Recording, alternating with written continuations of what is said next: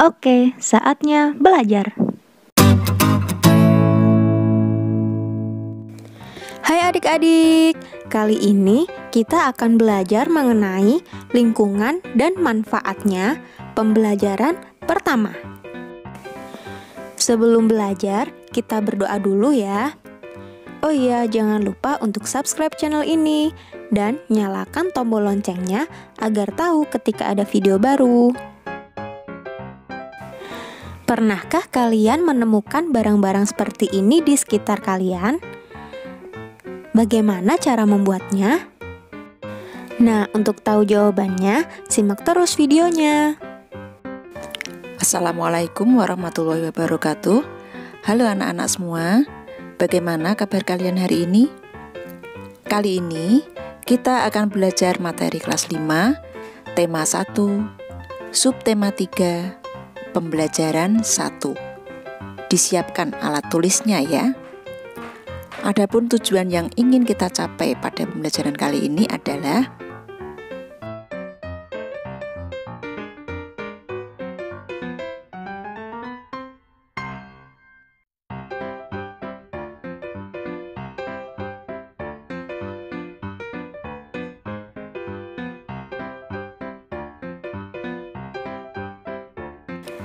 anak-anak, tahukah kalian gambar apakah ini? Ini adalah gambar proses atau tahapan pembuatan gerabah, mulai dari penyediaan tanah liat, pembentukan, hingga akhirnya menjadi sebuah gerabah. Gerabah merupakan salah satu warisan karya budaya yang masih mampu bertahan hingga saat ini. Gerabah disebut juga dengan tembikar, yaitu barang pecah belah dari tanah bakar yang dibuat secara tradisional. Salah satu daerah penghasil gerabah adalah Madura. Madura adalah nama sebuah pulau yang terletak di timur laut Pulau Jawa dan termasuk wilayah Provinsi Jawa Timur. Gerabah Madura memiliki kekhasan lokal yang disebabkan oleh keahlian atau keterampilan pengrajin, tersedianya bahan, teknik pembuatan, dan teknik pembakaran. Untuk membuat gerabah, tentunya pengrajin membutuhkan peralatan. Apa saja peralatan yang dibutuhkan? Untuk membuat gerabah, diperlukan alat-alat yang dikelompokkan menjadi alat-alat umum dan alat-alat khusus. Alat-alat umum antara lain cangkul, linggis, dan ember. Sedangkan alat-alat khusus yaitu 1. Panombuk atau penumbuk berupa bulatan bertangkai untuk alat pembentuk bagian dalam. 2. Yang disebut dengan panempa atau penempa, yaitu pembentuk dan penghalus bagian luar berupa sekeping papan. 3. Pangorek atau pengerok, sejenis sabit bermata miring, bertangkai panjang untuk menghaluskan bagian dalam. 4. Panyabungan, yaitu wadah air untuk menetesi gerabah dengan secarik kain agar mudah dihaluskan. 5. Pangelet, yaitu secarik kain untuk membentuk bibir gerabah. 6. Pangajakan, sejenis nyiru untuk ayaan pasir. 7. Pangabuan, yaitu tempat abu. 8. Panompal, alat menyisihkan abu dari pembakaran. Berikutnya yang disebut dengan werkower, yaitu galah berujung kawat lengkung. 10. Pamatong, sejenis pisau atau kawat pemotong tanah liat. Dan yang ke-11 yang disebut dengan pungku, yaitu pembakaran gerabah. Itu tadi alat-alat yang digunakan untuk membuat gerabah. Lalu, bagaimana proses pembuatan gerabah? Proses pembuatan gerabah dilakukan dengan tahapan-tahapan yang tentu saja harus dilakukan secara berurutan. Yaitu, yang pertama kali menyiapkan bahan berupa tanah liat.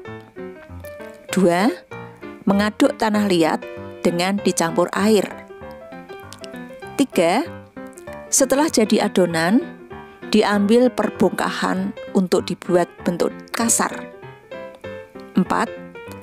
Dengan menggunakan kain pengelet, bibir atau pinggiran bongkahan dibentuk sehingga bulat melingkar.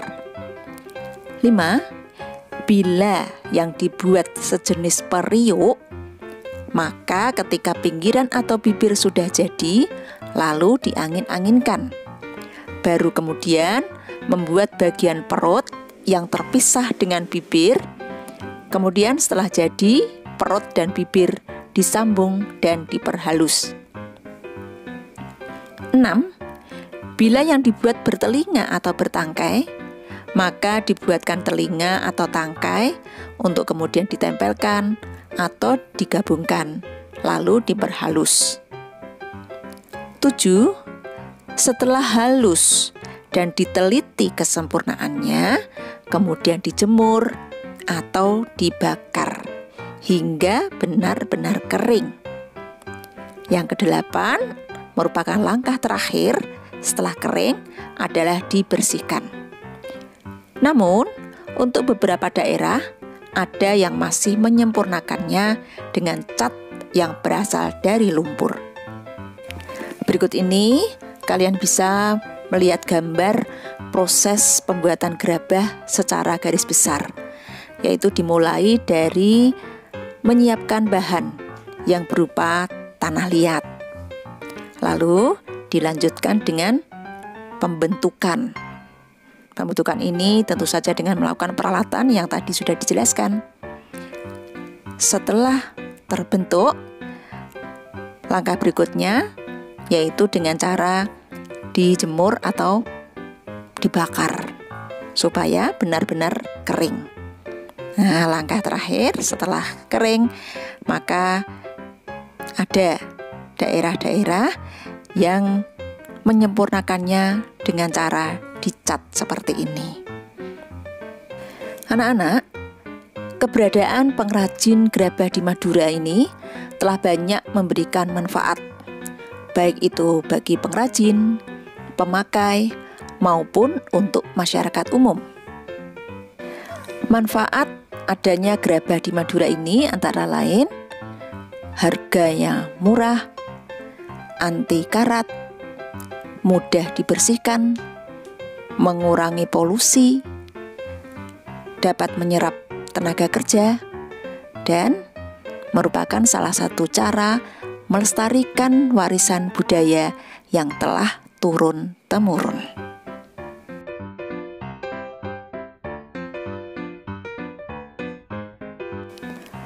Kamu sudah bisa menentukan ide pokok dari sebuah bacaan.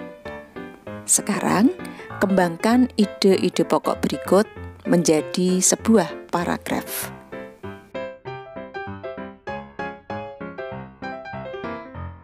Nah, anak-anak, sekian dulu pembelajaran kita kali ini.